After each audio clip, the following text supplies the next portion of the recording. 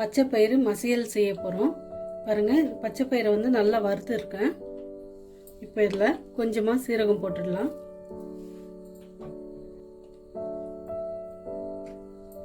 ஒரே ஒரு தக்காளி போட்டிருக்கோம். பச்சை மிளகாய் வந்து ஒரு 4, பூண்டு கொஞ்சம், வெங்காயம் கொஞ்சம். இப்போ இதில் கொஞ்சம் மஞ்சள் தூள் ஒரு 1/4 ஸ்பூன் அளவுக்கு தண்ணி ஊற்றி வேக வச்சு எடுத்துக்க போகிறோம். இப்போ பாருங்கள், தாளிக்கிறதுக்கு எண்ணெய் வச்சுருக்கேன். நல்லா சூடாயிடுச்சு. இப்போ கடுகும் சீரகம் போட்டுடலாம். ஒரே ஒரு காஞ்ச மிளகா, இடித்து வச்சுருக்கேன் கொஞ்சம் பூண்டு. இது வந்து ஃப்ளேவருக்காக தான் போடுறேன். வெங்காயம், ஒரு வெங்காயம் எடுத்துருக்கேன், சின்னதாக கட் பண்ணி வச்சுருக்கேன். சின்ன வெங்காயம் வந்து அந்த டேஸ்ட்டு, அதோட இனிப்பு டேஸ்ட்டுக்காக நான் போட்டிருக்கேன்.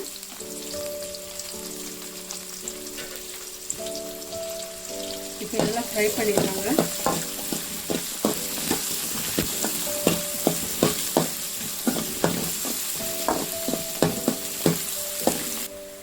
இப்போ கொஞ்சமாக இஞ்சி பூண்டு பேஸ்ட் போட்டுக்கலாம், ஒரு 1/2 ஸ்பூன் அளவுக்கு. இப்போ இஞ்சி பூண்டு பேஸ்ட் எல்லாம் வதக்கிடலாங்க.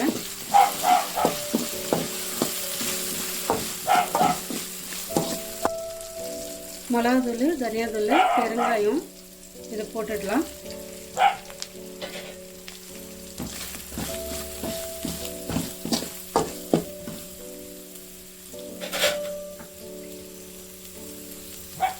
இப்போ தக்காளி, ஒரு 3 தக்காளி எடுத்துருக்கேன். இதையும் நல்லா ஃப்ரை பண்ணிடலாம்.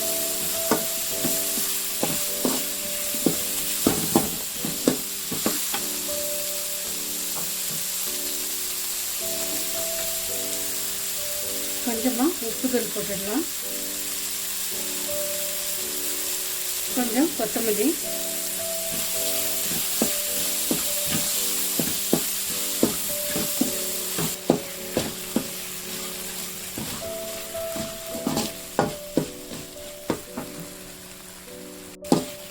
இப்போ பாருங்கள், இதெல்லாம் நல்லா வதக்கியாச்சு.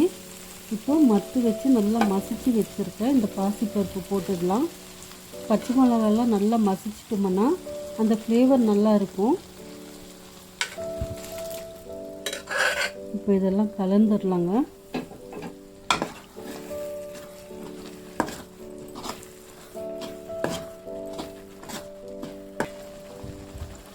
இப்போ கொஞ்சமாக கொத்தமல்லி போட்டதுக்கப்புறம் இறக்கிடலாம்.